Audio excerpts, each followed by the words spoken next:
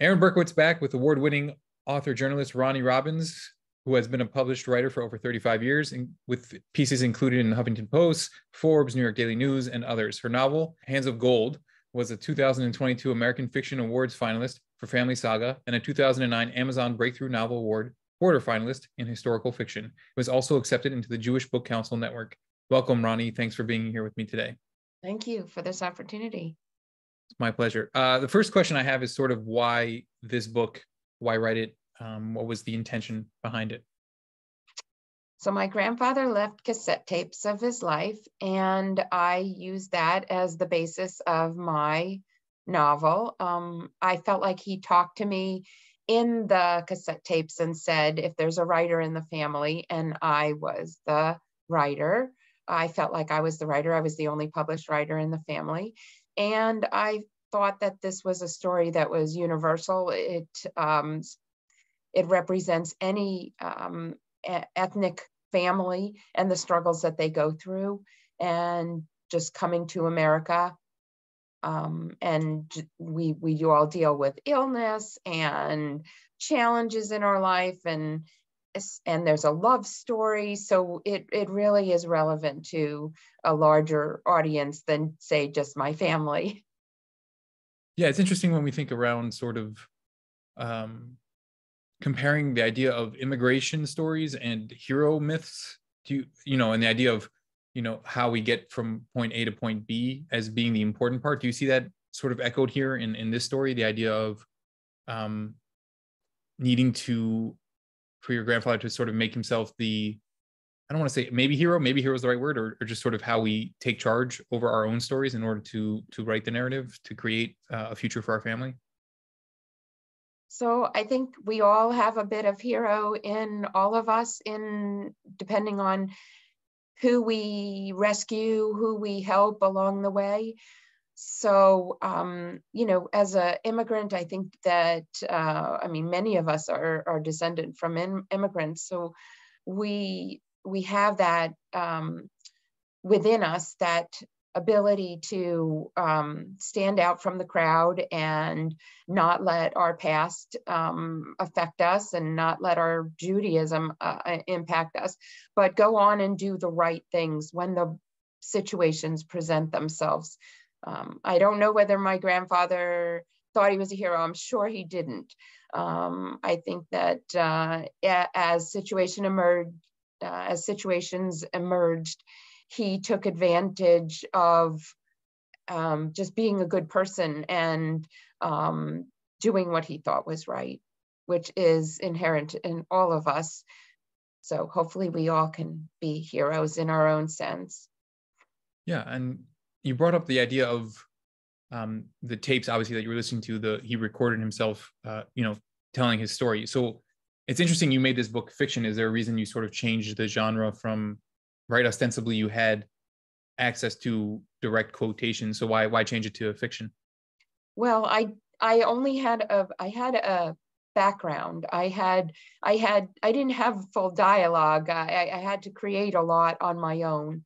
And that is actually a difficult job for a journalist, for somebody who's used to basing every story on news, and an interview. I couldn't interview him. He was no longer alive. I also wanted to protect the privacy of the family members that are named in the novel. So I changed a lot and made up a lot. And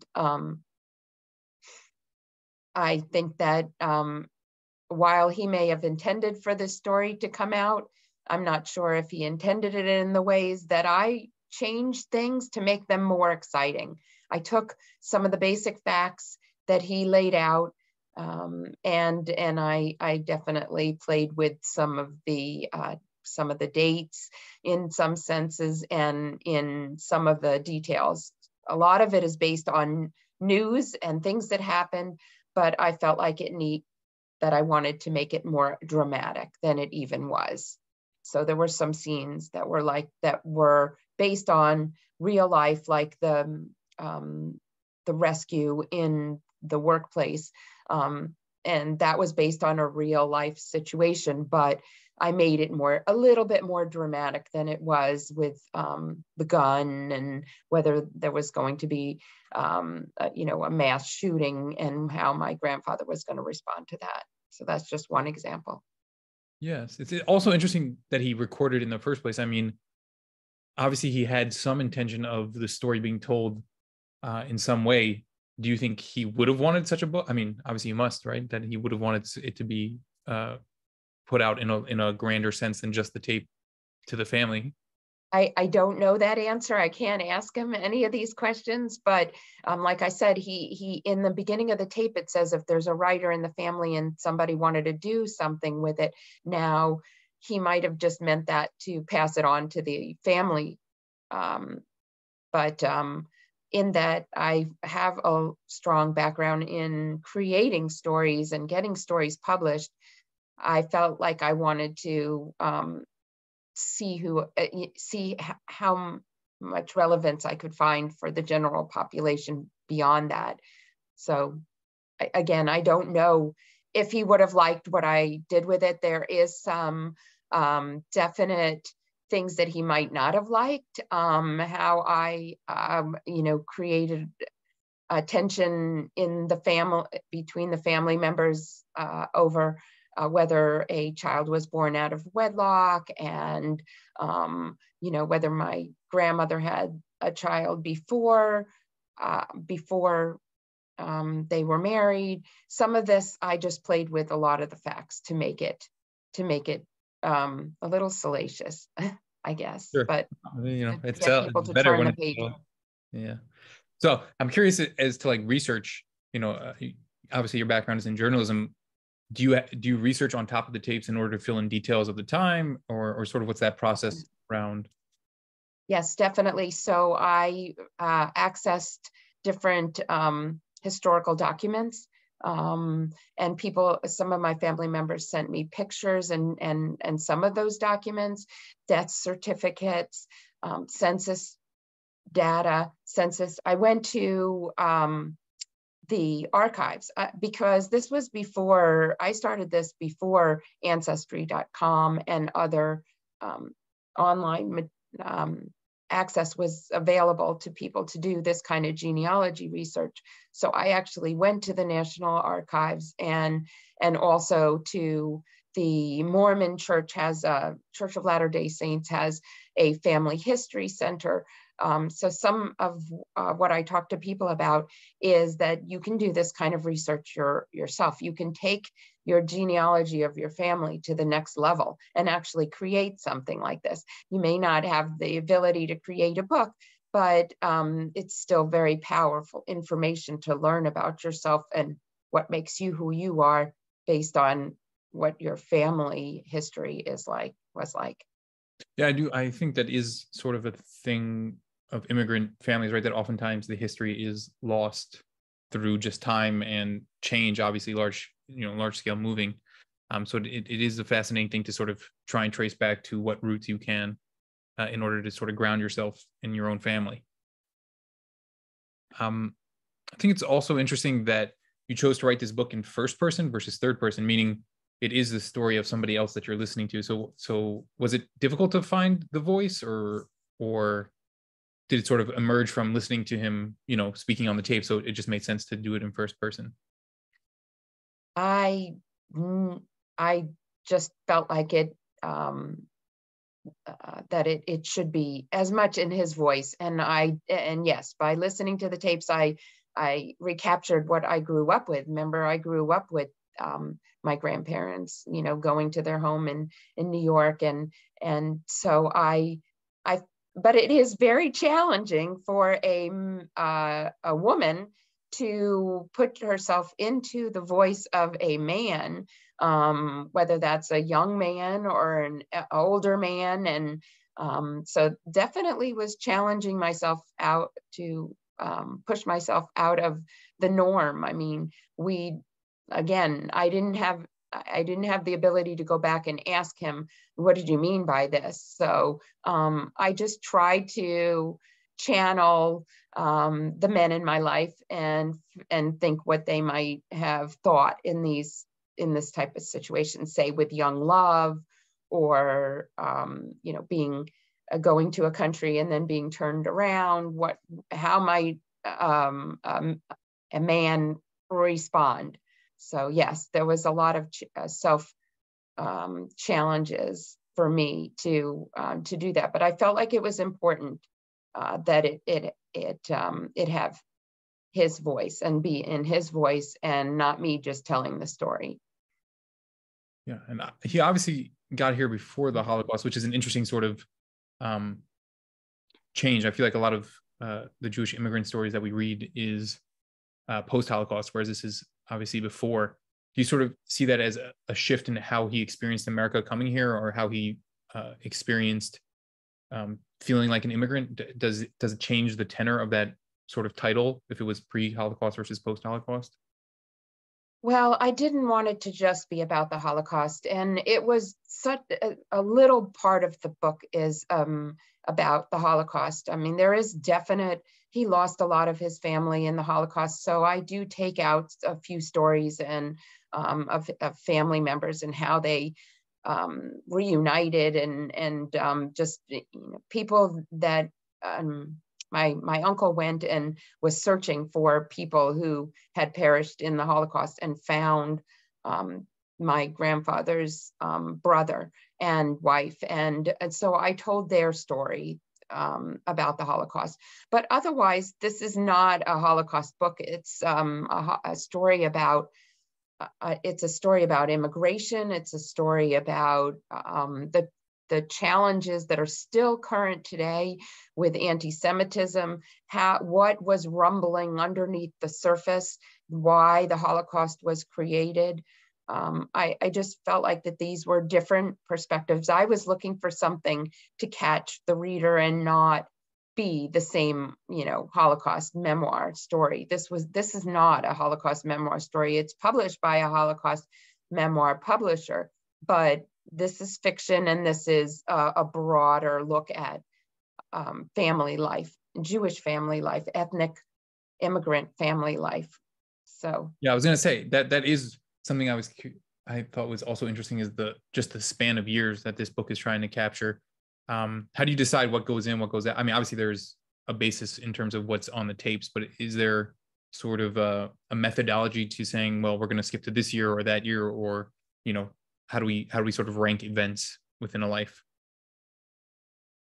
I pretty much went, chronologically back to the beginning. I mean, well, it jumps back in time. It starts out in a nursing home and reflecting on life, and then and the last days or the last months of somebody's life, and then looking back at the life. So I felt like that was important. I mean, I could have just started with, the beginning, but I wanted to do a flashback and a reflection on life, which we've seen in other books and movies. And it just sets it up as a nice, this is where they're at now, and this is where they came from, and then end in that same sort of come for a full circle to back in the nursing home at the end, and the life that they lived, the life that my grandparents lived separately and then together, and what is that kind of powerful experience after having raised a whole family and gone through life and gone through challenges and survived disease and just been there by each other's side. What is that like when you actually have to say goodbye to each other? So and do you think that this is obviously there's one book, do you think there's more to be said on this story, or do you sort of envision one book, or how do you do you think there's something else? I think there might be another book. There's some loose ends that weren't exactly tied, despite the fact that it says tie up loose ends and meet me in heaven. I almost named the book Meet Me in Heaven instead of Hands of Gold. But I feel like that there might be the family left behind, the family that lost their relative in a trolley accident that my grandfather caused, but, was accident. But there's a lot of guilt in Jewish guilt is definitely rooted in this story. And I think a lot of people can relate to that. Just the different things in your life that you wish that you could go back, and what would it be like? So there are some perspectives that I can untangle and play out in another book. But I also may just start with a different person with a challenging life that in my family. I'm giving some thought to that. So I haven't, I'm trying to wait for this book to take off, and maybe your podcast will have something to do with that. But, and I won an international book award. So I'm still very much out there marketing the book, and I'd like to see how this first book works before I start tackling a second one. Also, I'm working full time, so as a journalist, so I have struggles finding the time to get started on a second one. But everyone always asks me. Yeah, I mean, I think that's the natural, especially with like a saga type of story, family type story. There's always, well, what happened? There's always opportunities to go with what's next. As we sort of wrap up, where can people find the book? Where can people find you so they can keep in touch, and hopefully we can get you to that second book point? Well, the book is on Amazon and all other retailers. You name it, it's on there. Barnes and Noble, Books A Million, Walmart, Target.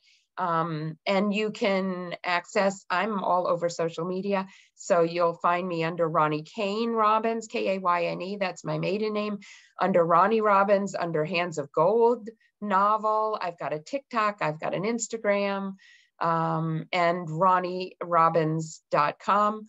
RoniRobbins.com, if you Google Hands of Gold, if you Google me, you'll probably get connected. So I hope that more people can I hope we can get Hands of Gold in more people's golden hands is how I like to put it. Perfect. Well, I wanted to thank you for coming on today and speaking with me. And I wish you very good luck with the book. I'm sure it'll do great. Thank you very much for this. I appreciate it.